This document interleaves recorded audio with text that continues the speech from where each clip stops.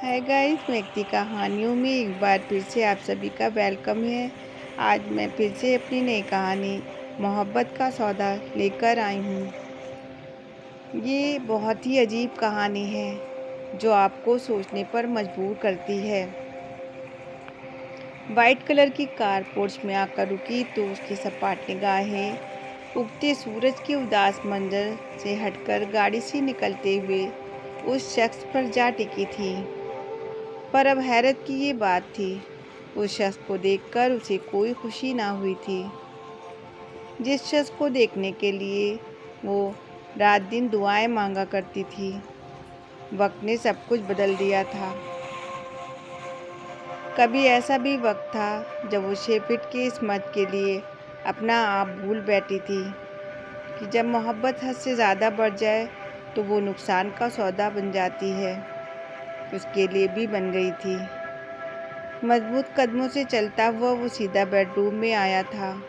वो खिड़की के पास खड़ी थी।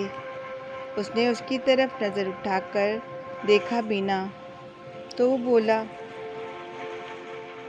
तुम्हें तो मुझसे शदीद मोहब्बत थी और मोहब्बत तो कुर्बानी मांगती है। उसका लहजा बिल्कुल कड़वा सा था। वो उसकी मोहब्बत का मजाक उड़ा रहा था, पर उसे कोई दुख ना हुआ, क्योंकि उसके पास रोने के अलावा बहुत सारे दुख थे। हाँ, मगर वो कुर्बानी नहीं थी जो मैंने की थी। वो गुनाह था जो मैंने किया, और गुनाह का सिला भी नहीं, सज़ा मिला करती है। बगैर मुड़े उसने एहतराम किया तो उसका लहजा थकन से चूर था और उसके गुलाबी चेहरे को उसके आंसू भिगो रहे थे। बोला, ओके, तुम यही समझो कि यही सज़ा है। हाँ, पर मैं ही सिर्फ सज़ा क्यों भुगतूं? मैंने तो मोहब्बत की सज़ा पाई, पर आपने मेरी मोहब्बत का इस्तेमाल किया। कुछ सज़ा के हकदार तो आप भी हैं। उसकी बात सुनकर वो बोला, तुम्हारे ख्याल से मुझे क्या सज़ा मिलना चाहिए? उसका लहजा तंज भरा था। सज़ा का फैसला करने वाली मैं कौन होती हूँ? मुझे तो बस आपसे इल्तिजा करनी है। वो चलकर उसके कदमों में आ बैठी थी। वो कल भी यहीं बैठी थी, अंदाज वही था। अब की बार सवाल बदल गया था। कल वो मोहब्बत का सवाल लेकर उसके पास आई थी। आज वो इज्जत का सवाल लिए उसके कदमों में बैठी थी। कल मोहब्बत पाने के लिए उसने अपनी इज्जत को रौंदा था और आज इज्जत पाने के लिए खुद को ही रौंद रही थी। मुझे सारी दुनिया की फिक्र नहीं है, बस आप उस एक शख्स के सामने कबूल कर लीजिए कि गलती दोनों की ही थी, उसने रिक्वेस्ट के साथ कहा। उसकी चंद लम्हे खामोशी से उसे देखा, फिर वो उठकर चला गया था। वो फूट फूट कर रो दी थी। मोहब्बत को गलत रास्तों से हासिल करने की कोशिश करो तो दिल का सुकून नहीं, जान का रोग बन जाता है। वो थी ज़हरा अहमद, अपने समझदार और शुक्रगुजार बाप और साबिर और शरीफ माँ की इकलौती औलाद। माँ बाप ने बेटी के आगे ज़िंदगी की हर नेमत देने की कोशिश की थी, और ज़िंदगी का दायरा अपने माँ बाप और अपनी बचपन की दोस्त हाया अनवर के इर्द गिर्द घूमता था, और अचानक ही उस दायरे में काशान अख्तर शामिल हुआ था। और फिर ऐसा हुआ कि फिर उसके अलावा सब कुछ पीछे चला गया। वो जब दूर होता तो उसके अलावा उससे कुछ न सोचता, जब वो सामने होता तो उसके अलावा सब चीज़ें नज़र आना बंद सी हो जाती थी। काशान अख्तर कुछ महीने पहले ही उनके बंगले के सामने वाले बंगले में रहने आया था। फिर वो उन लोगों से मिलने के लिए उसके घर आया। सबसे पहले गेट पर वो ही मिली थी और उसे देख पहली बार में अपना दिल हार बैठी थी। देखने में वो काफ़ी हैंडसम था। अगले 6 महीने उसने बाकी सभी चीज़ें भूलकर खुदा से काशान को मांगते हुए गुजारे थे। उसने 5 वक्त की नमाज शुरू कर दी थी। راتیں سجدوں میں گزاری۔ اس کے ماں باپ اس کے اچانک ہونے والی تبدیلی سے خوش بھی تھے اور حیران بھی تھے کہ ان کی بیٹی اچانک کیسے اتنی مذہبی ہو گئی تھی۔ ایک دن وہ چائے بنا رہی تھی کہ اس کی اپنی امی کی آواز سنائی پڑی۔ آج پڑوس میں رہنے والی رابعہ بیگم آئی تھیں۔ وہ بتا رہی تھی کہ ان کی بیٹی سمیہ اور کاشان کی منگنی ہونے والی ہے۔ سمیہ اور کاشان کا گھر اگل بغل ہی تھا۔ وہ کھولتے پانی میں چینی ڈالنے لگی تھی کہ جب اس نے اپنی امی کے الفاظ سنے تو اس کے ہاتھ وہیں رک گئے اور پھر زور سے کانپ گئے تھے۔ چینی چائے میں نہ جا کر ادھر ادھر بکھر گئی تھی۔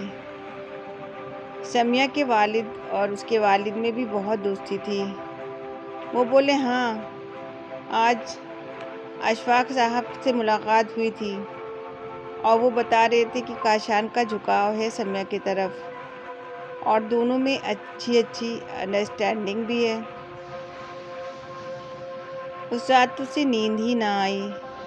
رات بھر اس کے کانوں میں ماں باپ کی باتیں گونجتی رہی تھیں اور نئے سرے سے دودھ ڈال دیتی تھی۔ آنے والے دنوں میں اس کا سونا، جاگنا، کھانا پینا سب کچھ چھوٹ گیا تھا۔ اپنا آپ جیسے بھول بیٹھی ہو۔ کتنی ہی چپ بیٹھی دیواروں کو گھورتی رہتی۔ اس کی امی اس کی اچانک خاموشی کی وجہ پوچھ کر تھک گئی تھیں۔ اس نے سب سے بات کرنا بند کر دی تھی۔ پھر نمازیں پڑھنا، دعائیں کرنا سب بند کر دیا۔ اس کی پریشان صورت اور کیفیت سے اس کی امی کو اس کی بچپن کی دوست حیا کو کال کرنے پر مجبور کر دیا تھا۔ چھٹیاں گزارنے باہر گئی ہوئی تھی وہ، کل ہی واپس آئی تھی اور آج وہ زارا کے سامنے بیٹھی اسے سمجھا رہی تھی۔ تم کچھ نہیں جانتی حیا، محبت تو ہر کوئی کر لیتا ہے، پر محبت کے بنا جینا ہر کسی کے بس کی بات نہیں ہے۔ سلگتی شاموں کے جان نکلتے لمحوں کو دل و جان پر کسی عذاب کی صورت اترتے دیکھنا اور پھر برداشت کرنا، بنظر آنکھوں سے خون رونا ہر کسی کے بات کی نہیں ہوتی۔ اس کی آنکھوں کو دیکھ حیا کو بھی خوف آ رہا تھا۔ اس نے خدا سے کاشان کو مانگا تھا، پر کاشان اسے نہ ملا تھا۔ پھر وہ خود کاشان اختر سے اسی کو مانگنے اس کے در پر چلی آئی تھی۔ وہ سوالی بن کر آئی تھی، اور ایسی سوالی جس کا سوال محبت تھا۔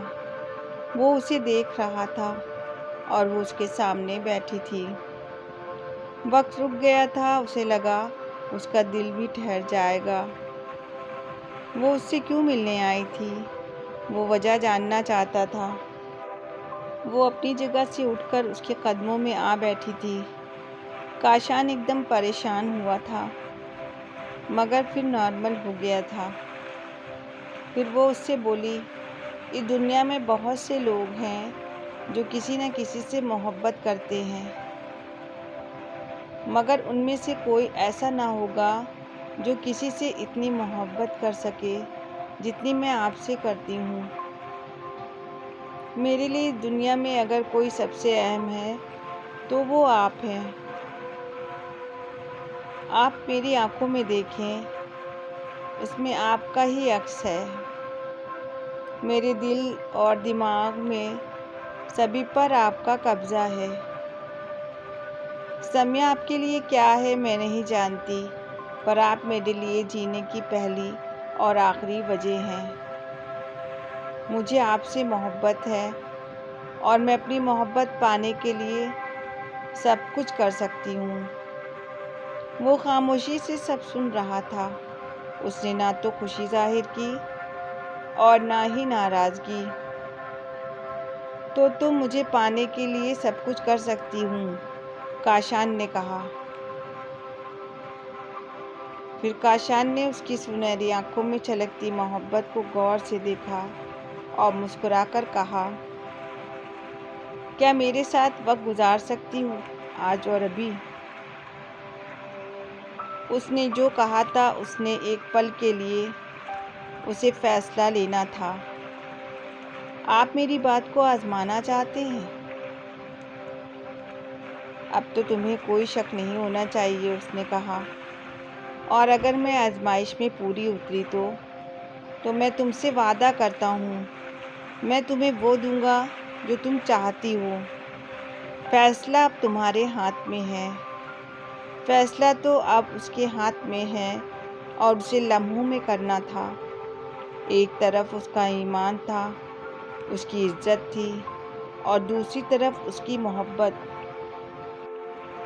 اسے دونوں میں ایک کو چننا تھا۔ اس نے ایک لمحے کو سوچا اور پھر اس نے ایک چیز چن لی تھی۔ اس نے ایک لمحے کو آنکھیں بند کر سوچا تھا کہ کیا وہ کاشان کے بغیر رہ سکتی ہے؟ اندر سے آنے والے جواب نے اسے فیصلہ لینے میں آسانی دے دی تھی۔ اس نے ایک بار پھر اپنے سامنے موجود دونوں چیزوں کو دیکھا، پھر اس نے انگلی محبت پر رکھ دی تھی۔ اسے لگا اس کا فیصلہ صحیح تھا۔ وہ جب واپس جا رہی تھی تو بہت خوش تھی کہ اسے لگتا تھا کہ اس نے سب کچھ پا لیا، پر اسے خبر نہ تھی کہ اس نے اپنا سب کچھ لٹا دیا تھا۔ حیا نے اپنے سامنے بیٹھی زارا کو بے یقینی کے ساتھ دیکھا تھا۔ نہیں نہیں، تم ایسا نہیں کر سکتی، بتاؤ نا، یہ غلط ہے۔ اس نے نہیں میں سر ہلایا تھا۔ زارا نے کہا، ایسا ہی ہوا ہے۔ میری محبت نقصان کا سودا بن گئی، اور یوں جیسے ایک کہانی ختم سی ہو گئی تھی۔ آپ کو ہماری کہانی کیسی لگی کمنٹ سیکشن میں لکھ کر اپنی رائے ضرور دیں، اور پلیز میرے چینل کو لائک، شیئر اینڈ سبسکرائب بھی کریں۔ High guys,